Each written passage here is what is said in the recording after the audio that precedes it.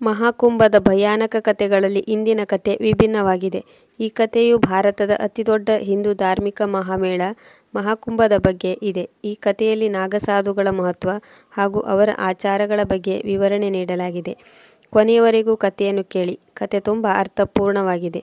ಅದಕ್ಕೂ ಮೊದಲು ಇಲ್ಲಿಯವರೆಗೂ ನಮ್ಮ ಚಾನಲನ್ನು ಸಬ್ಸ್ಕ್ರೈಬ್ ಮಾಡಿಕೊಂಡಿಲ್ಲವೆಂದರೆ ಈ ಕೂಡಲೇ ಸಬ್ಸ್ಕ್ರೈಬ್ ಆಗಿ. 19 ವರ್ಷದ ಯುವಕ ರಾಜು ತ್ರಿಪಾಠಿ ತನ್ನ ಅಪ್ಪ ಅಮ್ಮನ ಜೊತೆಗೆ ಮೊದಲ ಬಾರಿಗೆ 2013ರ ಪ್ರಯಾಗ್ರಾಜ್ ಮಹಾಕುಂಭ ಮೇಳಕ್ಕೆ ಹೋಗಿದ್ದನು. ಮಹಾಕುಂಭ ಮೇಳವು ಹಿಂದೂಗಳಿಗೆ ಪವಿತ್ರವಾದುದಾಗಿದೆ ಹಾಗೂ ಇದರ ಅನುಭವವು ನಮ್ಮ ಅಸ್ತಿತ್ವವನ್ನೇ ಬದಲಿಸುತ್ತದೆ ಎಂದು ನಂಬಲಾಗಿದೆ. ಆದರೆ ಇದು ರಾಜುವಿಗೆ ಧಾರ್ಮಿಕ ಪ್ರವಾಸಕ್ಕಿಂತಲೂ ಹೆಚ್ಚಾಗಿ ಒಂದು ಅಡ್ವೆಂಚರ್ ಟ್ರಿಪ್ ಆಗಿತ್ತು. ಅವನು ತನ್ನ ಅಜ್ಜಿಯಲ್ಲಿ ಕುಂಭಮೇಳದಲ್ಲಿ ಅಸುರ ಹಾಗೂ ದೇವತೆಗಳ ಕತೆ ಅಡಗಿದೆ ಎಂದು ಕೇಳಿ ತಿಳಿದುಕೊಂಡಿದ್ದನು. ಸಮುದ್ರ ಮಂಥನದ ಕಥೆಯನ್ನು ಅಜ್ಜಿಯಿಂದ ಕೇಳಿ ಖುಷಿಪಟ್ಟಿದ್ದನು ಮತ್ತು ಮಹಾಕುಂಭದ ಸಮಯದಲ್ಲಿ ತ್ರಿವೇಣಿ ಸಂಗಮದ ನೀರು ಒಂದು ವಿಭಿನ್ನ ಶಕ್ತಿಯನ್ನು ಪಡೆದುಕೊಳ್ಳುತ್ತದೆ ಎಂದು ಕೂಡ ತಿಳಿದುಕೊಂಡಿದ್ದನು. ರಾಜು ತನ್ನ ಪರಿವಾರದ ಜೊತೆ ಸಂಗಮ ಸ್ನಾನ ಮಾಡಲು ಬಂದು ತಲುಪಿದನು. ಸಂಗಮ್ ಘಾಟ್ಗೆ ಬಂದಾಗ ಅಲ್ಲಿ ಸುತ್ತಲೂ ಜನರು ಮಂತ್ರಘೋಷದಲ್ಲಿ ಮಗ್ನರಾಗಿದ್ದರು ಮತ್ತು ಗಾಳಿಯಲ್ಲಿ ಧೂಪದ ಸುಗಂಧ ಹರಡಿತ್ತು. ಸಂಗಮ ಸ್ನಾನ ಮಾಡುವಾಗ ರಾಜುವಿಗೆ ಒಂದು ವಿಚಿತ್ರವಾದ ಬಿಸಿಯ ಅನುಭವವಾಯಿತು. ಅವನ ಸುತ್ತಲಿನ ನೀರು ಉಕ್ಕಿ ಹರಿದು ಬಂದಂತೆ ಅವನಿಗೆ ಭಾಸವಾಯಿತು. ಈ ವಿಷಯವನ್ನು ರಾಜು ತನ್ನ ಅಣ್ಣ ಅಮಿತ್ನಿಗೆ ಹೇಳಿದಾಗ ಅವನು ನಕ್ಕು ಹೇಳಿದನು, ರಾಜು, ಇದು ನಿನ್ನ ಇಮ್ಯಾಜಿನೇಷನ್ ಆಗಿದೆ. ಸಂಗಮದ ನೀರು ಯಾವಾಗಲೂ ಪವಿತ್ರವಾಗಿರುತ್ತದೆ. ಆದರೆ ರಾಜುವಿಗೆ ಈ ಉತ್ತರದಿಂದ ಸಮಾಧಾನವಾಗಲಿಲ್ಲ. ಸಂಜೆಯ ಹೊತ್ತು ಅವರ ಇಡೀ ಪರಿವಾರ ಮೇಳದಲ್ಲಿ ಸುತ್ತಾಡುವ ಪ್ಲಾನ್ ಮಾಡಿದ್ದರು. ಎಲ್ಲ ಕಡೆಗೂ ಸಾಧು ಸಂತರೇ ಹೆಚ್ಚಾಗಿ ತುಂಬಿದ್ದರು. ಮಹಾಕುಂಭದ ಇಡೀ ಮೇಳದಲ್ಲಿ ದೊಡ್ಡ ದೊಡ್ಡ ಅಂಗಡಿಗಳನ್ನು ಹಾಕಲಾಗಿತ್ತು. ಆಗ ರಾಜುವಿನ ದೃಷ್ಟಿ ಎಲ್ಲರಿಗಿಂತಲೂ ವಿಶಿಷ್ಟವಾಗಿ ಕಾಣುವ ಒಬ್ಬ ಸಾಧುಗಳ ಮೇಲೆ ಬಿತ್ತು. ಅವರು ಒಂದು ಬದಿ ಕುಳಿತಿದ್ದರು. ಅವರ ಮುಖ ಆಕಾಶದ ಕಡೆಗೆ ಇತ್ತು. ಕಣ್ಣು ಹಾಲಿನಂತೆ ಬೆಳ್ಳಗಾಗಿತ್ತು. ಅವರ ತುಟಿಗಳು ವಿಶಿಷ್ಟ ಮಂತ್ರಗಳ ಜಪದಲ್ಲಿ ತೊಡಗಿದ್ದವು. ತಕ್ಷಣ ರಾಜು ಅವರ ಕಡೆಗೆ ಆಕರ್ಷಿತಗೊಂಡನು ಮತ್ತು ಅಮಿತ್ನಲ್ಲಿ ಹೇಳಿದನು, ಅಣ್ಣ, ಬಾ ನೋಡೋಣ, ಈ ಬಾಬಾ ಏನು ಮಾಡುತ್ತಿದ್ದಾರೆ ಎಂದು ನೋಡೋಣ. ಅಮಿತ್ ಸಾಧುಗಳ ಕಡೆಗೆ ನೋಡಿದಾಗ ಅವರು ಧ್ಯಾನದಲ್ಲಿ ಮಗ್ನರಾಗಿದ್ದರು. ಆಗ ಅಮಿತ್ ಹೇಳಿದನು, ಅವರಿಗೆ ತೊಂದರೆ ನೀಡಿ ಅವರ ಧ್ಯಾನವನ್ನು ಭಂಗ ಮಾಡಬಾರದು. ಆದರೆ ಅಮಿತ್ ಎಷ್ಟೇ ಹೇಳಿದರೂ ರಾಜು ಕೇಳಲಿಲ್ಲ.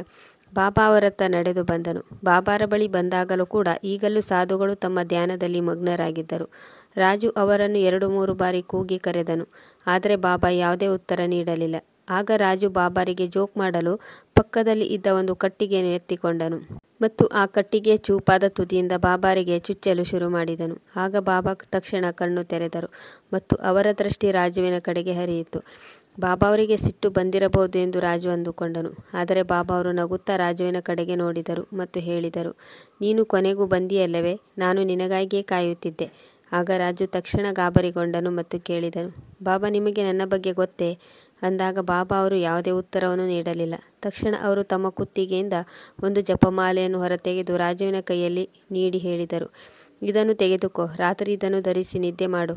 ನಾಳೆ ನಿನಗೆ ಎಲ್ಲ ಉತ್ತರ ದೊರೆಯುವುದು. ರಾಜು ಹಿಂದೆ ಮುಂದೆ ಯೋಚಿಸದೆ ಬಾಬಾ ಅವರಿಂದ ಆ ಜಪಮಾಲೆಯನ್ನು ತೆಗೆದುಕೊಂಡನು. ಪುನಃ ತನ್ನ ಪರಿವಾರದವರ ಬಳಿ ಬಂದನು. ಆ ರಾತ್ರಿ ರಾಜು ಮಾಲೆಯನ್ನು ಧರಿಸಿ ಮಲಗಿಕೊಂಡನು. ಅವನು ಕಣ್ಮುಚ್ಚಿದಾಗ ನಿದ್ದೆಯಲ್ಲಿ ಅವನಿಗೆ ವಿಚಿತ್ರ ಹಾಗೂ ಭಯಾನಕ ಕನಸುಗಳು ಬೀಳತೊಡಗಿತ್ತು. ಕನಸಿನಲ್ಲಿ ರಾಜು ನೋಡಿದನು, ಅವನು ಒಂದು ಕಗ್ಗತ್ತಲ ಕಾಡಿನಲ್ಲಿ ಇದ್ದಾನೆ. ಅವನ ಸುತ್ತಮುತ್ತಲೂ ದೊಡ್ಡ ದೊಡ್ಡ ಮರಗಳಿವೆ. ಆ ಬೆಂಕಿಯಿಂದ ಇಡೀ ಆಕಾಶ ಕೆಂಪಾಗಿದೆ. ಆಗ ಆ ಕಾಡಿನಲ್ಲಿ ಒಂದು ವಿಚಿತ್ರ ಧ್ವನಿ ಕೇಳಿಸಿತು. ಅಲ್ಲಿ ಯಾರೋ ಅವನ ಹೆಸರನ್ನು ಕೂಗಿ ಕರೆಯುತ್ತಿದ್ದರು. ಆ ಶಬ್ದ ನಿಧಾನವಾಗಿ ಅವನ ಹತ್ತಿರ ಬರತೊಡಗಿತ್ತು. ಒಂದು ಕಪ್ಪು ನೆರಳಿನ ರೂಪದಲ್ಲಿ ಅವನ ಬಳಿ ಬಂದು ನಿಂತುಕೊಂಡಿತು. ಅದರ ಕಣ್ಣುಗಳು ಕೆಂಪಾಗಿದ್ದವು. ತನ್ನ ಸಪೂರಾದ ಕೈಗಳಿಂದ ರಾಜುವಿನ ಕಡೆಗೆ ಬೆರಳು ತೋರಿಸುತ್ತಾ ಹೇಳಿತು, ನನ್ನನ್ನು ಕರೆದುಕೊಂಡು ಹೋಗಲು ಬಂದಿದ್ದೆ ಅಲ್ಲವೇ? ಈಗ ನಿನ್ನ ಜೊತೆ ಬರುವ ಸಂದರ್ಭ ಬಂದಿದೆ ಎನ್ನುತ್ತಾ ಆ ಕಪ್ಪು ನೆರಳು ತಕ್ಷಣ ಅವನೊಳಗೆ ಬಂದು ಸೇರಿಕೊಂಡಿತ್ತು. ತಕ್ಷಣ ರಾಜು ಕೂಗಾಡುತ್ತಾ ನಿದ್ದೆಯಿಂದ ಎದ್ದನು. ಅವನ ಇಡೀ ದೇಹ ಬೆವರಿನಿಂದ ಒದ್ದೆಯಾಗಿತ್ತು. ತಕ್ಷಣ ಅವನು ಸಾಧು ಕೊಟ್ಟ ಮಾಲೆಯನ್ನು ನೋಡಿದಾಗ ಅದು ತುಂಬ ಬಿಸಿಯಾಗಿತ್ತು. ತಕ್ಷಣ ರಾಜು ಆ ಮಾಲೆಯನ್ನು ಕುತ್ತಿಗೆಯಿಂದ ತೆಗೆದು ನೆಲಕ್ಕೆ ಎಸೆದನು. ಮತ್ತೆ ಪುನಃ ಚಾದರನ್ನು ಹೊದ್ದುಕೊಂಡು ಮಲಗಿಕೊಂಡನು. ನಂತರದ ಕೆಲವು ದಿನಗಳಲ್ಲಿ ತ್ರಿಪಾಠಿ ಪರಿವಾರದ ಜೊತೆಗೆ ಕೆಲವು ವಿಚಿತ್ರ ಘಟನೆಗಳು ನಡೆಯತೊಡಗಿದ್ದವು. ಮೊದಲಿಗೆ ರಾಜುವಿನ ತಂದೆಯ ಬಟ್ಟೆಯ ಅಂಗಡಿಯು ಶಾರ್ಟ್ ಸರ್ಕ್ಯೂಟ್ನಿಂದಾಗಿ ಬೆಂಕಿಗೆ ಆಹುತಿಯಾಯಿತು. ಅವನ ಅಣ್ಣ ಅಮಿತ್ನನ್ನು ಜಾಬ್ನಿಂದ ತೆಗೆದುಹಾಕಲಾಯಿತು ಮತ್ತು ಅವರ ಅಮ್ಮನ ಆರೋಗ್ಯ ಆಕಸ್ಮಿಕವಾಗಿ ಹದಗೆಡತೊಡಗಿತ್ತು. ಇದರ ಮಧ್ಯದಲ್ಲಿ ಒಂದು ದಿನ ರಾಜು ತನ್ನ ಅಲ್ಮಾರಿಯನ್ನು ಸ್ವಚ್ಛಗೊಳಿಸುತ್ತಿದ್ದಾಗ ಅವನಿಗೆ ಪ್ರಜ್ಞೆ ತಪ್ಪಿದಂತಾಯಿತು. ಅಲ್ಮಾರಿಯಲ್ಲಿ ಕೆಲವು ದಿನಗಳ ಹಿಂದೆ ಅವನು ಎಸೆದಿದ್ದ ಜಪಮಾಲೆಯು ದೊರೆಯಿತು. ಇದರ ಬಗ್ಗೆ ತನ್ನ ತಾಯಿಯಲ್ಲಿ ಕೇಳಿದಾಗ ಅಮ್ಮ ಹೇಳಿದರು, ನೆಲದಲ್ಲಿ ಬಿದ್ದಿದ್ದ ಈ ಜಪಮಾಲೆಯನ್ನು ನಾನೇ ಸುರಕ್ಷಿತವಾಗಿ ಅಲ್ಮಾರಿಯಲ್ಲಿ ಇಟ್ಟಿದ್ದೆ. ಎಂದರು. ಈಗ ರಾಜುವಿಗೆ ಎಲ್ಲವೂ ಅರ್ಥವಾಗಿತ್ತು. ನಮ್ಮ ಮನೆಯಲ್ಲಿ ಏನೇ ನಡೆಯುತ್ತಿದ್ದರೂ ಅದೆಲ್ಲವೂ ಈ ಜಪಮಾಲೆಯಿಂದಲೇ ನಡೆಯುತ್ತಿದೆ. ಈ ಬಾರಿ ಅವನು ಮಾಲೆಯನ್ನು ತೆಗೆದುಕೊಂಡು ಹೋಗಿ ಕಸದ ತೊಟ್ಟಿಗೆ ಎಸೆದನು. ಆ ದಿನ ರಾಜು ತನ್ನ ರೂಮಿನಲ್ಲಿ ಲ್ಯಾಪ್ಟಾಪ್ನಲ್ಲಿ ಯಾವುದೋ ಒಂದು ಟಿವಿ ಶೋ ನೋಡುತ್ತಿದ್ದನು. ಆಗ ಅವನಿಗೆ ತನ್ನ ಬೆನ್ನ ಹಿಂದೆ ಯಾರೋ ನಿಂತ ಹಾಗೆ ಅನುಭವವಾಯಿತು. ರಾಜು ಹಿಂತಿರುಗಿ ನೋಡಿದಾಗ ಅಲ್ಲಿ ಯಾರೂ ಇರಲಿಲ್ಲ. ಆದರೆ ಮತ್ತೊಮ್ಮೆ ಹಿಂತಿರುಗಿ ನೋಡಿದಾಗ ಅಲ್ಲೇ ಪಕ್ಕದ ಕೋಣೆಯ ಒಂದು ಮೂಲೆಯಲ್ಲಿ ಅದೇ ಕೆಂಪು ಕಣ್ಣಿನ ನೆರಳು ನಿಂತಿತ್ತು. ಅದು ರಾಜುವಿನ ಕನಸಿನಲ್ಲಿ ಬಂದಿತ್ತು. ಅದನ್ನು ನೋಡಿ ರಾಜು ಎಷ್ಟೊಂದು ಹೆದರಿಕೊಂಡನೆಂದರೆ ಅವನ ಬಾಯಿಂದ ಮಾತೇ ಹೊರಡಲಿಲ್ಲ. ಆ ಕಪ್ಪು ನೆರಳು ನಿಧಾನವಾಗಿ ಅವನ ಬಳಿಗೆ ಬಂದಿತ್ತು ಮತ್ತು ಹೇಳಿತು, ಸಂಗಮಕ್ಕೆ ಮರಳಿ ಬಾ. ಆಗ ರಾಜು ಕೂಗಾಡುತ್ತಾ ತನ್ನ ಅಣ್ಣನ ಕೋಣೆಗೆ ಓಡಿ ಬಂದನು ಮತ್ತು ತನ್ನ ಅಣ್ಣ ಅಮಿತ್ನಲ್ಲಿ ಹೇಳಿದನು, ಅಮಿತ್, ಆ ನೆರಳು ಪುನಃ ನನ್ನ ಬಳಿ ಬಂದಿದೆ, ನನ್ನನ್ನು ಸಂಗಮಕ್ಕೆ ಪುನಃ ಕರೆಯುತ್ತಿದೆ ಎಂದಾಗ ಅಮಿತ್ನಿಗೆ ರಾಜುವಿನ ಮಾತು ಅರ್ಥವಾಗಲಿಲ್ಲ ಮತ್ತು ಅಮಿತ್ ರಾಜುವಿಗೆ ಸಮಾಧಾನಪಡಿಸಿದನು. ಇದು ನಿನ್ನ ಭ್ರಮೆ. ನಾಳೆ ಬೆಳಿಗ್ಗೆ ನಿನ್ನನ್ನು ನಾನು ಸಮೀಪದ ಮಂದಿರಕ್ಕೆ ಕರೆದುಕೊಂಡು ಹೋಗುತ್ತೇನೆ. ಬಹುಶಃ ನಿನಗೆ ಇದರಿಂದಾಗಿ ಆ ಹೆದರಿಕೆ ಮಾಯವಾಗುತ್ತದೆ. ಆದರೆ ರಾಜು ಆ ದಿನ ಹಾಗೋ ಹೀಗೋ ಸಹಿಸಿಕೊಂಡನು. ಮಾರನೇ ದಿನ ಬೆಳಿಗ್ಗೆ ರಾಜು ಯಾರಿಗೂ ಹೇಳದೆ ಕೇಳದೆ ಬಸ್ನಲ್ಲಿ ಕುಳಿತು ಪ್ರಯಾಗ್ರಾಜ್ಗೆ ಹೊರಟು ಬಂದನು. ಆಗ ಚಹಾ ಕುಡಿಯಲು ನಿಂತಾಗ ತನ್ನ ಪರ್ಸನ್ನು ತೆಗೆಯಲು ಬ್ಯಾಗನ್ನು ಓಪನ್ ಮಾಡಿದಾಗ ಅವನ ಮೈ ನಡುಗಿತ್ತು. ರಾಜುವಿನ ಬ್ಯಾಗ್ನಲ್ಲಿ ಅದೇ ಜಪಮಾಲೆ ಇರುವುದನ್ನು ನೋಡಿದನು. ನಂತರ ರಾಜು ದೀರ್ಘ ನಿಟ್ಟುಸಿರು ಬಿಟ್ಟನು ಮತ್ತು ಮಹಾಕುಂಭಮೇಳಕ್ಕೆ ಹೋಗಿ ಅದೇ ಬಾಬಾರನ್ನು ಭೇಟಿಯಾಗುತ್ತೇನೆ, ಎಲ್ಲವನ್ನೂ ಸರಿ ಮಾಡುತ್ತೇನೆ ಎಂದು ಅಂದುಕೊಂಡನು. ಹಣ ಕೊಟ್ಟು ಗಾಡಿಯಲ್ಲಿ ಹೋಗಿ ಕುಳಿತುಕೊಂಡನು. ಪ್ರಯಾಣದ ತುಂಬ ಆ ಕಪ್ಪು ನೆರಳು ಅವನ ಜೊತೆ ಇದೆ, ಅವನ ಹತ್ತಿರದಲ್ಲೇ ಕುಳಿತಿದೆ ಎಂಬುದನ್ನು ಖಾತ್ರಿಪಡಿಸಿಕೊಂಡನು. ಮಾರನೇ ದಿನ ಮಹಾಕುಂಭಕ್ಕೆ ಬಂದು ಆ ಮೇಳದಲ್ಲಿ ಅದೇ ಸಾಧು ಬಾಬಾನನ್ನು ಹುಡುಕತೊಡಗಿದನು. ಆ ಬಾಬಾ ಅವರನ್ನು ನೋಡುತ್ತಿದ್ದಂತೆ ಅವರ ಚರಣಗಳಿಗೆ ಬಂದು ನಮಸ್ಕರಿಸಿ ಕ್ಷಮೆ ಕೇಳಿದನು ಮತ್ತು ಬಿಕ್ಕಿ ಬಿಕ್ಕಿ ಅಳತೊಡಗಿದನು. ಆಗ ಬಾಬಾ ಅವರು ಸಿಟ್ಟಿನಿಂದ ರಾಜುವಿನಲ್ಲಿ ಹೇಳಿದರು, ಮೂರ್ಖ, ಹೀಗೆ ನನ್ನ ಬಳಿ ಏಕೆ ಬಂದೆ?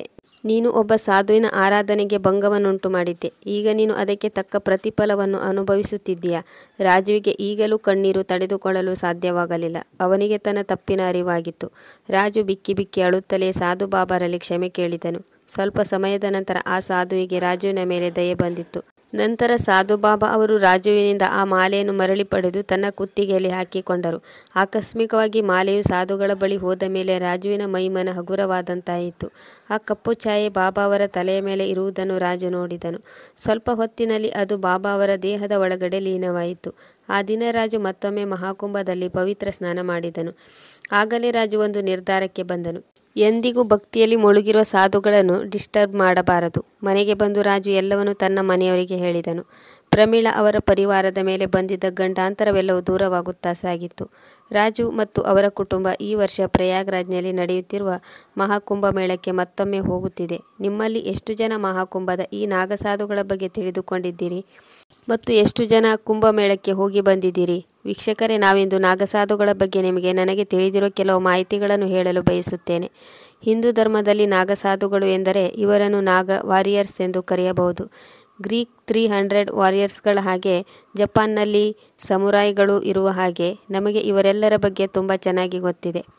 ಆದರೆ ನಮಗೆ ಭಾರತದಲ್ಲಿದ್ದು ನಮ್ಮ ದೇಶದ ಹಿಂದೂ ಸಂಸ್ಕೃತಿ ಹಾಗೂ ಧರ್ಮವನ್ನು ರಕ್ಷಿಸುವ ವಾರಿಯರ್ಗಳ ಬಗ್ಗೆ ನಮಗೆ ಅಷ್ಟಾಗಿ ತಿಳಿದೇ ಇಲ್ಲ. ನಾವು ಇವರ ಬಗ್ಗೆ ತಿಳಿದುಕೊಳ್ಳೋ ಗೋಜಿಗೂ ಕೂಡ ಹೋಗುವುದಿಲ್ಲ.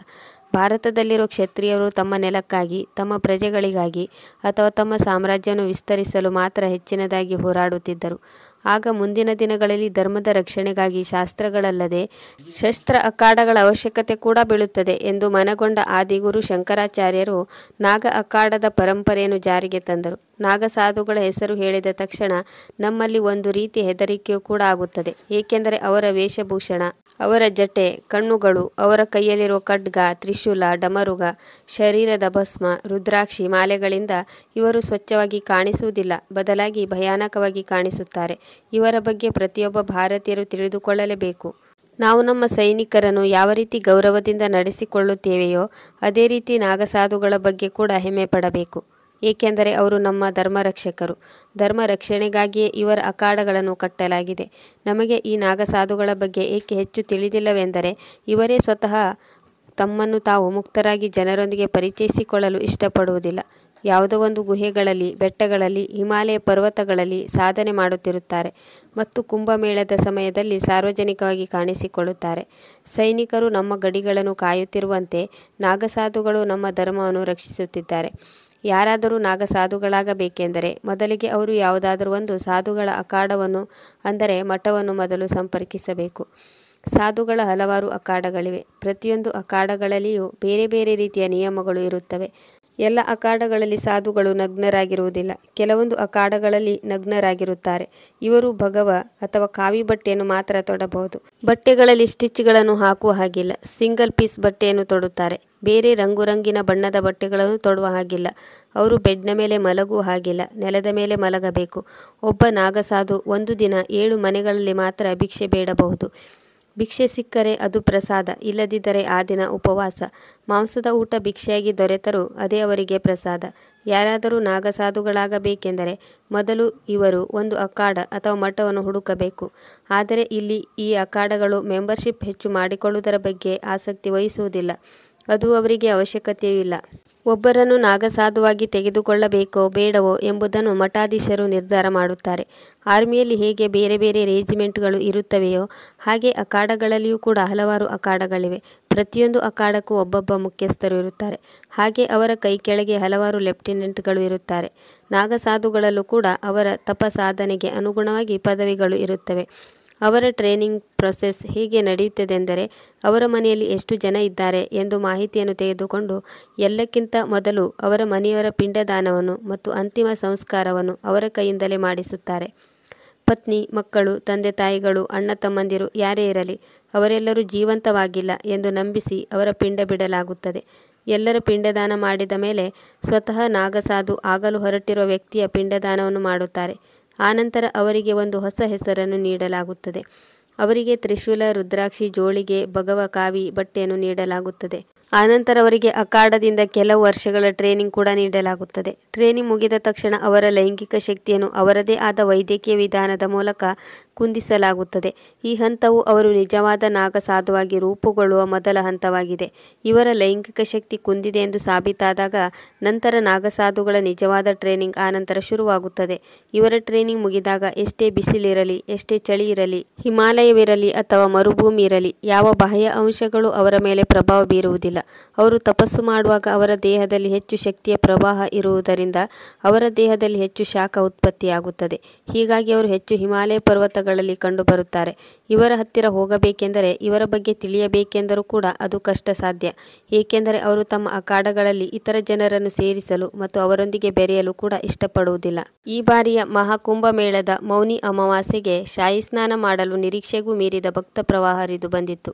ಕಾಲ್ತುಳಿತ ಕೂಡ ಉಂಟಾಯಿತು. ಈಗ ನಿಮ್ಮ ಮನಸ್ಸಿನಲ್ಲಿ ಒಂದು ಪ್ರಶ್ನೆ ಮೂಡಬಹುದು. ಇದಾದ ಮೇಲೂ ನಾವು ಕುಂಭಮೇಳಕ್ಕೆ ಹೋಗಬೇಕೆಂದರೆ ಏನು ಮಾಡಬೇಕು? ಮೊದಲನೇದಾಗಿ ಹೆದರುವ ಅವಶ್ಯಕತೆ ಇಲ್ಲ. ಸರ್ಕಾರ ಈ ದುರ್ಘಟನೆಯಿಂದ ಅವಶ್ಯವಾಗಿ ಪಾಠ ಕಲಿತಿದೆ. ಎರಡನೇದಾಗಿ ಜನರು ಕೂಡ ಈಗ ಮೊದಲಿಗಿಂತಲೂ ತುಂಬ ಜಾಗರೂಕರಾಗಿದ್ದಾರೆ. ಮೊದಲನೇದಾಗಿ ನೀವು ಮಹಾಕುಂಭಮೇಳದ ಯಾವುದೇ ಪ್ರದೇಶದಿಂದ ನೀವು ಸಂಗಮಕ್ಕೆ ಪ್ರವೇಶಿಸಿದರೂ ನಿಮಗೆ ಅತಿ ಹತ್ತಿರವಿರುವ ಘಟ್ಟದಲ್ಲಿ ಆದಷ್ಟು ಬೇಗ ಸ್ನಾನ ಮಾಡಿ ಹೊರಬರಲು ಪ್ರಯತ್ನಿಸಿ. ಸಂಗಮದಲ್ಲಿ ಸ್ನಾನ ಮಾಡಬೇಕೆನ್ನುವ ಮೋಹವನ್ನು ಬಿಟ್ಟುಬಿಡಿ. ನೀವು ಎಲ್ಲಿಂದ ಪ್ರವೇಶಿಸುತ್ತೀರೋ ಅದರ ಹತ್ತಿರವಿರುವ ಘಟ್ಟದಲ್ಲಿ ಸ್ನಾನ ಮಾಡಿ ಆದಷ್ಟು ಬೇಗ ಹೊರಬನ್ನಿ. ಎರಡನೇದಾಗಿ ನಿಮ್ಮ ಜೊತೆ ಅತಿ ಹೆಚ್ಚು ಸಾಮಾನುಗಳನ್ನು ತೆಗೆದುಕೊಂಡು ಹೋಗಬೇಡಿ. ಎಷ್ಟು ಸಾಧ್ಯವೋ ಅಷ್ಟು ಕಡಿಮೆ ಸಾಮಾನುಗಳನ್ನು ತೆಗೆದುಕೊಂಡು ಹೋಗಿ. ಪೊಲೀಸರ ನಿರ್ದೇಶನವನ್ನು ಸಂಪೂರ್ಣವಾಗಿ ಪಾಲಿಸಿ. ಮೂರನೇದಾಗಿ ತ್ರಿವೇಣಿ ಸಂಗಮದಂಥ ಬೇರೆ ಬೇರೆ ಪ್ರದೇಶಗಳಲ್ಲಿ ಹೆಚ್ಚು ಜನಸಂದಣಿ ಇದ್ದರೆ ಅಲ್ಲಿಗೆ ಹೋಗುವುದನ್ನು ತಪ್ಪಿಸಿಕೊಳ್ಳಿ. ಅಲ್ಲಿಗೆ ಹೋಗುವುದರ ಬದಲು ಪಕ್ಕದ ಖಾಲಿ ಇರುವ ಘಟ್ಟದಲ್ಲಿ ಸ್ನಾನ ಮಾಡಿ. ಆದಷ್ಟು ಬೇಗ ಹೊರಬನ್ನಿ. ನಾಲ್ಕನೇದಾಗಿ ಜನಸಂದಣಿಯನ್ನು ನೋಡಿ ಹೆದರಬೇಡಿ. ಸ್ನಾನಕ್ಕಾಗಿ ಅವಸರ ಮಾಡಬೇಡಿ. ಶಾಂತಿಯಿಂದ ಸ್ನಾನ ಮಾಡಿ. ನಿಮ್ಮ ಸರದಿಗಾಗಿ ಕಾಯಿರಿ. ಒಂದು ವೇಳೆ ನೀವು ಅಲ್ಲಿಗೆ ಬರುವವರಿದ್ದರೆ ಸ್ವಲ್ಪ ಹೆಚ್ಚು ಸಮಯವನ್ನು ತೆಗೆದುಕೊಂಡು ಬನ್ನಿ. ಬರುವುದಕ್ಕಾಗಿ ಮತ್ತು ಹೋಗುವುದಕ್ಕಾಗಿ ಅರ್ಜೆಂಟ್ ಮಾಡಬೇಡಿ. ನಿಮಗೆ ಅಲ್ಲಿ ತುಂಬ ಸಮಯ ಬೇಕಾಗುತ್ತದೆ ಎಂದು ಅಂದುಕೊಂಡೇ ಹೊರಟು ಬನ್ನಿ. ಐದನೇದಾಗಿ ಯಾವತ್ತು ಅಮೃತ ಸ್ನಾನವಿದೆಯೋ ಆ ದಿನ ಅಮೃತ ಸ್ನಾನದಿಂದ ತಪ್ಪಿಸಿಕೊಳ್ಳಿ. ಒಂದು ವೇಳೆ ಅಮೃತ ಸ್ನಾನಕ್ಕೆ ಹೋದರೂ ಕೂಡ ಸಾಧು ಸಂತರಿಗಾಗಿ ಮೀಸಲಿಟ್ಟ ಜಾಗಕ್ಕೆ ಹೋಗಬೇಡಿ. ಆ ಜಾಗದಿಂದ ನೀವು ದೂರ ಇರಬೇಕು. ಸಂಪೂರ್ಣವಾಗಿ ಮಹಾಕುಂಭಮೇಳದ ಬಗ್ಗೆ, ನಕ್ಷೆಯ ಬಗ್ಗೆ ಸರಿಯಾಗಿ ತಿಳಿದುಕೊಳ್ಳಿ. ಮೊದಲೇ ನೀವು ನಿಮ್ಮ ರೋಡ್ ಮ್ಯಾಪನ್ನು ತಯಾರು ಮಾಡಿಕೊಂಡು ಬನ್ನಿ. ಎಲ್ಲಿಂದ ನೀವು ಒಳಕ್ಕೆ ಹೋಗುತ್ತೀರೋ, ಯಾವ ಘಟ್ಟದಲ್ಲಿ ಸ್ನಾನ ಮಾಡುತ್ತೀರಿ, ಎಲ್ಲಿಂದ ಮರಳಿ ಬರುತ್ತೀರಿ ಎಲ್ಲವನ್ನು ಸರಿಯಾಗಿ ಪ್ಲ್ಯಾನ್ ಮಾಡಿಕೊಂಡು ಬನ್ನಿ. ವೀಕ್ಷಕರೇ, ನಾಗಸಾಧುಗಳ ಬಗೆಗಿನ ನಮ್ಮ ಈ ಮಾಹಿತಿ ನಿಮಗೆ ಹೇಗೆ ಅನಿಸಿತು ಕಮೆಂಟ್ ಮೂಲಕ ತಿಳಿಸಿ. ಮತ್ತು ಕತೆ ಇಷ್ಟವಾಗಿದ್ದಲ್ಲಿ ಇದಕ್ಕೊಂದು ಲೈಕ್ ಕೊಡಿ, ಶೇರ್ ಮಾಡಿ ಮತ್ತು ಸಬ್ಸ್ಕ್ರೈಬ್ ಮಾಡಿ. ಮುಂದಿನ ಕಥೆಯೊಂದಿಗೆ ಮತ್ತೆ ಭೇಟಿಯಾಗೋಣ. ಕತೆ ಕೇಳಿದ್ದಕ್ಕೆ ಧನ್ಯವಾದಗಳು.